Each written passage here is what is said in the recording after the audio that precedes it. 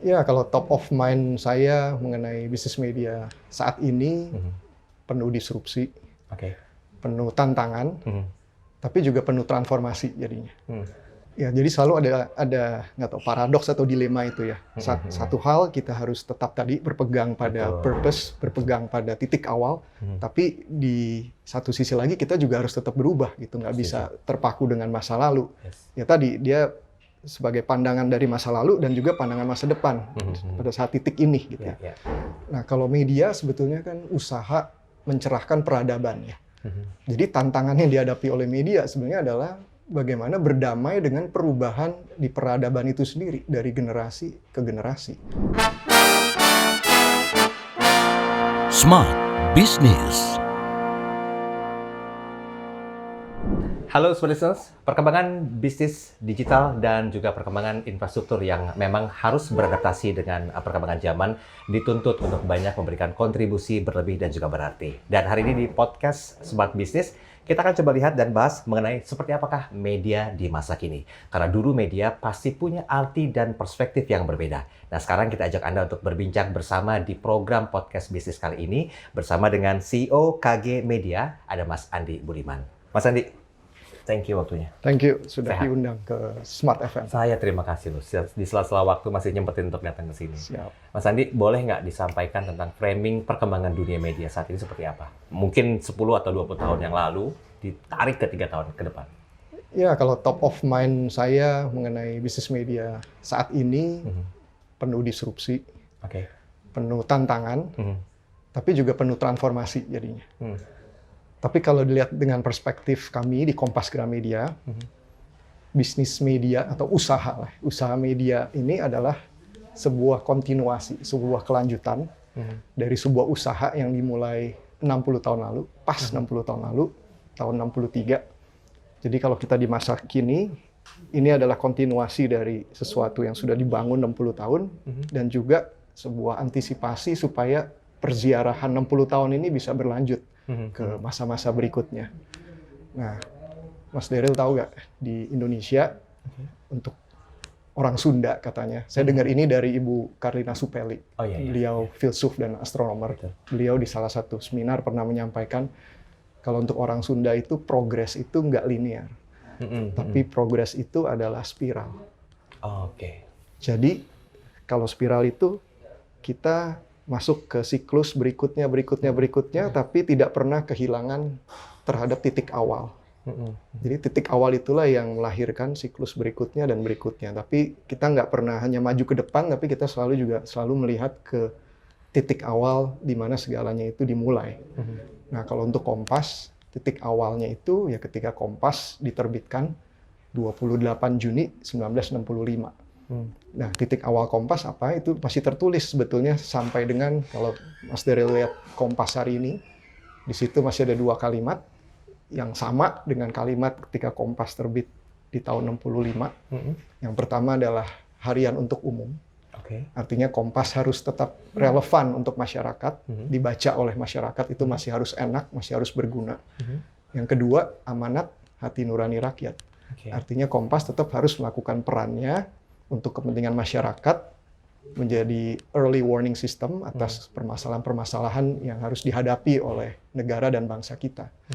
Nah, jadi framing masa kini tidak boleh terlepas dari framing masa lalu dan juga antisipasi untuk masa kedepannya supaya ini siklus itu tetap bisa berlanjut. Berkelanjutan. Ini menarik statementnya Mas Andi. Karena saya berpikir begini Mas Andi, kalau untuk bisa menghadapi sebuah tantangan, kan dari puluhan tahun yang lalu sudah mengakar budaya ya, yang notabene mungkin mereka merasa harusnya itu seperti ini, tidak seperti itu gitu loh. Tapi saya melihat ada satu bentuk kecenderungan untuk menuju adaptif yang sangat luar biasa. Nah, kalau dari pandangannya Mas Andi sendiri, bagaimana tantangan ini bisa dihadapi sehingga Kompas bisa terus berkembang, eksis, memberikan kontribusi, bahkan mampu beradaptasi dengan perkembangan dunia digital? Ya, jadi selalu ada nggak tahu paradoks atau dilema itu ya. Satu hal kita harus tetap tadi berpegang pada purpose, berpegang pada titik awal, tapi di satu sisi lagi kita juga harus tetap berubah gitu, nggak bisa terpaku dengan masa lalu.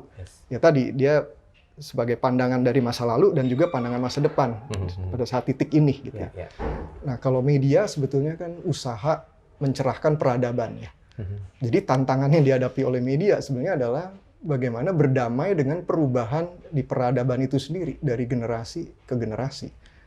Karena Kompas tahun 65 dengan sekarang Kompas tahun 2023 pasti perubahan zamannya itu, peradaban itu sudah 60 tahun itu sudah berubah luar biasa. Jadi peradaban itu, perubahan di masyarakat itu pasti di-trigger dari kejadian-kejadian besar, critical events ya. Bisa politik, ada reformasi, bisa ekonomi, ada krismon waktu itu, ada perubahan teknologi, ada perubahan pandemi gitu. Itu selama 60 tahun itu merubah society masyarakat yang ada di Indonesia. Dan perubahan itu pasti berdampak pada perubahan di sisi bisnis, di sisi usaha. Karena nggak mungkin perubahannya di luar, kitanya di internal nggak berubah. Contoh lah, supaya konkret. Di Kompas Gramedia, ketika Kompas itu pertama diterbitkan tahun 65, kalau masih ingat buku sejarah, itu masih kita sebut zaman Orde Lama. Betul, betul. Kalau masih ingat tahun 65 ada apa? Ini tes buku G30 SPKI itu tahun 65, tanggal 30 September. Betul. Kompas lahir 28 Juni. Jadi baru berapa tuh? 3 bulan lahir sudah ada critical event G30 SPKI dan Kompas tidak boleh terbit ketika itu 1 Oktober itu tidak boleh terbit sampai dengan 5 atau 6 Oktober itu tidak boleh terbit. Kalau istilah sekarang atau istilah dulu itu namanya dibredel tuh. Kenapa? Karena waktu zaman itu banyak sekali media-media itu memang yang nafasnya, ideologinya itu adalah komunis. Jadi media itu misalnya koran, banyak yang memang koran itu untuk menyuarakan kepentingan golongan tertentu. Nah, ketika G30 PKI maka semua media cetak dihentikan oleh pemerintah. Tapi yang boleh terbit lagi adalah yang ideologinya adalah nasionalis. Nah, Kompas untungnya tadi founders kita memilih bahwa Kompas itu bukan untuk mementingkan golongan tertentu, tapi sebuah harian untuk umum, artinya untuk nasional. Nafasnya adalah nasionalis. Gitu. Sehingga Kompas kemudian boleh terbit lagi tanggal 6 Oktober. Kemudian perubahan critical event lagi yang besar itu ya peralihan dari Orde Lama ke Orde Baru. Orde Lama Pak Karno, Orde Baru Pak Harto. Nah, di era Orde Baru, Kompas dibredel lagi. Itu tahun 1978. Kenapa? Karena Kompas dinilai terlalu kritis. Menulis tentang hal-hal yang dinilai harus hati-hati ditulis, tapi Kompas terlalu berani. Menulis soal dui fungsi ABRI, menulis soal bisnis keluarganya penguasa saat itu. Sehingga Kompas dibredel lagi. Nah, waktu itu ada tawaran sebenarnya dari pemerintah. Kalau Kompas mau terbit lagi, maka harus satu, minta maaf. Yang kedua, harus menyepakati istilah sekarang do and don'ts. Apa yang boleh ditulis, apa yang nggak boleh ditulis. Nah, perubahan itu men-trigger perubahan di ruang redaksi Kompas. Saya waktu itu belum lahir tahun 78, cuman saya diceritakan ketika Kompas terbit lagi, setelah sekian minggu itu dibredel, dan akhirnya sepakat, para founders kita sepakat, oke, tanda tangani do and don'ts. Nah, di ruang redaksi Kompas ada SOP baru, ada perubahan. Yaitu ada sebuah papan tulis di mana di situ ditulis topik-topik yang tabu, yang nggak boleh ditulis, atau kalau mau ditulis harus sangat hati-hati. Nah, itu perubahan lagi. Fast forward, agak panjang nih karena Kompas 60 tahun ya. Ini menarik soalnya. Perubahannya lagi, perubahan zamannya lagi. Masih ingat ketika internet mulai digunakan di umum gitu ya. Kalau sebelumnya kan itu sesuatu yang teknologinya dipakai di laboratorium dan segala macam. Nah, itu kan di akhir abad ke-20 tuh. Kita ingat ada .com boom, kemudian .com bust. Nah, Kompas dihadapi dengan perubahan teknologi yang luar biasa, dengan pengenalan teknologi internet ke masyarakat. Nah, tahun 95, masih cukup early waktu itu, Kompas beradaptasi lagi, melahirkan yang namanya Kompas Online. Dan kemudian berevolusi menjadi yang namanya kompas.com hari ini. Nah, itu pun berdilemanya sangat panjang itu Kompas. Apakah mau fokus tetap hanya dicetak atau harus kemudian juga mengembangkan media digital. Mungkin kalau sekarang kita berpikir, ya pastilah harus ada media digital. Tapi ingat, ini tahun 95, 96, Google belum ada. Atau mungkin Google baru lahir tuh. Facebook belum ada gitu. Jadi waktu itu yang namanya digital belum kebaca gitu. Ini akan jadi sesuatu yang besar atau seperti apa. Tapi Kompas beradaptasi lagi.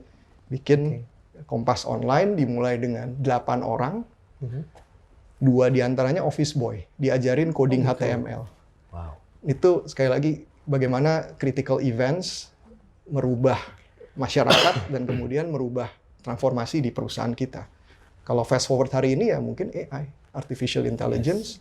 Tahun 2022 generatif AI dirilis ChatGPT waktu itu, dan kami merasa ini teknologi yang berpotensi untuk berpengaruh besar sekali pada peradaban dan tentu terhadap media sendiri.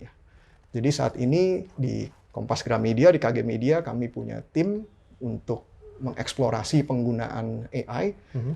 Tapi kita juga nggak lupa, teknologi ini harus digunakan dengan prinsip-prinsip yang tadi masih mengacu ke nilai falsafah budaya dari Kompas Gramedia yang terbangun selama 60 tahun. Jadi ada tim teknologi yang mengeksplorasi penggunaan teknologi, tapi kita juga membentuk tim yang membuat pedoman penggunaan artificial intelligence. Nah ini jadi kita padukan, teknologinya kita eksplor, tapi juga prinsip falsafah itu tetap juga kita jadikan pedoman untuk penggunaan teknologi yang baru ini. Oke, terakhir Mas Andi, saya juga mau tahu tentang tantangan yang tidak berpola ya. Tadi kan Mas Andi menyampaikan banyak sekali critical point yang memang jadi perhatian dan ternyata saya menggunakan bahasa Kompas bisa lolos dari permasalahan tersebut. Nah, kalau boleh Mas Andi sampaikan, apa kira-kira tantangan yang perlu menjadi sebuah atensi zaman sekarang? Karena kan ini memaksa bisnis media itu bisa bertahan di era digital. Ya, saya rasa tadi ya, nggak semua perubahan itu perubahan yang fundamental. Susahnya adalah melihat, oh ini perubahan yang situasional saja. Tapi ini perubahan yang fundamental. Kalau perubahannya fundamental, perubahan itu kritikal gitu ya, maka itu harus direspon oleh perusahaan juga secara fundamental. Tadi yang saya ceritain tuh, harus ada perubahan dari sisi kita membuat konten, membuat model bisnis, atau menggunakan teknologi. Tapi ada juga ya teknologi atau perubahan yang hype-nya besar. Misalnya kalau masih ingat tahun 2021 metaverse gitu ya, semua latah gitu, semua wah ini ada blockchain segala macam. Mungkin itu suatu teknologi yang memang penting, tapi efeknya mungkin nggak sebesar itu atau belum sebesar itu dalam industri kita ya. Tapi, nah ini nggak tahu nih benar apa nggak, nanti kita tes gitu ya. Tapi kalau AI itu menurut saya dan banyak pengamatan dari kami di Kompas Gramedia, ini sesuatu perubahan yang bisa fundamental. Nah jadi harus jeli untuk bisa bertahan. Artinya kan kita harus berubah dari transformasional. Nah harus punya kejelian untuk memilah mana yang fundamental dan mana yang situasional. Media ini kan simple ya. Ini platform yang ngadep kedua sisi. Satu ke konsumen, pembaca, pendengar, penonton, pemirsa. Satu lagi ke pengiklan. Nah, untuk bisa bertahan artinya kita harus relevan nih. Relevan itu artinya punya nilai gitu ya, baik konsumen kita maupun pengiklan kita. Misalnya nih kalau di konsumen, kita misalnya mengoperasikan sebuah media, nah kita harus tahu masih relevan nggak ke konsumen kita dan relevan ke generasi yang mana. Karena konsumen kita juga nggak bisa hanya dikelompokkan sebagai satu kelompok besar. Ada baby boomers, ada Gen X, ada millennial, ada Gen Z gitu ya. Nah, kalau misalnya kita punya produk media ini sangat relevan, sangat dicintai dengan generasi baby boomers dan Gen X, itu bagus sekali.